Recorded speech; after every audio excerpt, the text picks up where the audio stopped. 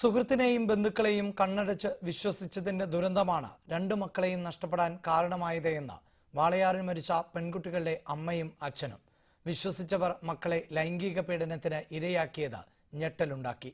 ആർക്കും ഇങ്ങനെയൊരു ഗതി ഉണ്ടാവരുതെന്നും ഇവർ പറയുന്നു. പുതിയ വീടെന്ന സ്വപ്നത്തിന് ചിറകുമുളച്ച സമയം. വീടിന്റെ തറ പൂർത്തിയായപ്പോൾ ഷാജുവും ഭാഗ്യവതിയും മക്കളോടൊപ്പം നിന്നെടുത്ത ഫോട്ടോയാണിത്. 3 മക്കൾക്കും വെവ്വേറെ കിടപ്പുമുറി ഉണ്ടായിരുന്നു. എന്നാൽ ചുമരുകൾ പൂർത്തിയായപ്പോഴേക്കും 2 പെൺമക്കളും തൊട്ടടുത്ത ഷെഡിൽ ദുരൂഹ സാഹചര്യത്തിൽ മരിച്ചു. ആത്മഹത്യയാണെന്ന് പോലീസ് പറയുമ്പോഴും വിശ്വസിക്കാനാവുന്നില്ല രക്ഷിതാക്കളായ ഷാജുവിനും ഭാഗ്യവതിക്കും. ഇതിനു പുറമെ ബന്ധുക്കളായ 2 പേരും സുഹൃത്തും അയൽവാസിയും മക്കളെ ലൈംഗികമായി പീഡിപ്പിച്ചിരുന്നു എന്നത് ഇവരെ ഞെട്ടിപ്പിച്ചു.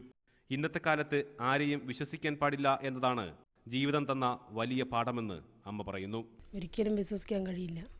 കൂടെ പുറപ്പുള്ളത് വരെ വിശ്വസിക്കാൻ കഴിയാത്ത അവസ്ഥയെ പിന്നെ അങ്ങനെ പുറത്തുള്ള ആൾക്കാരും വിശ്വസിക്കാം. കൂടപ്പിറപ്പിനെ പോലെ ആയിരുന്ന സുഹൃത്ത് ചതിച്ചതിന്റെ വേദനയിലാണ് അച്ഛൻ ഷാജു. അവൻ പണി കഴിഞ്ഞ് വരുമ്പോഴും കുട്ടിക്ക് എന്ത് തിന്നാമായിട്ട് വരലും എല്ലാം ചെയ്യലുണ്ട്. അപ്പം അതിനുകൊണ്ട് അവൻ്റെ അടുത്തൊരു തെറ്റ് ഞങ്ങളെ മുന്നിൽ കണ്ടിട്ടില്ല. അപ്പം ഞങ്ങളില്ലാത്ത നേരത്തെ അവൻ എന്ത് ചെയ്തോ നമുക്കറിയില്ല. ഇനി രക്ഷയെന്ന് പറഞ്ഞാൽ മകനെ സുഖമായിട്ട് വളർത്തുക.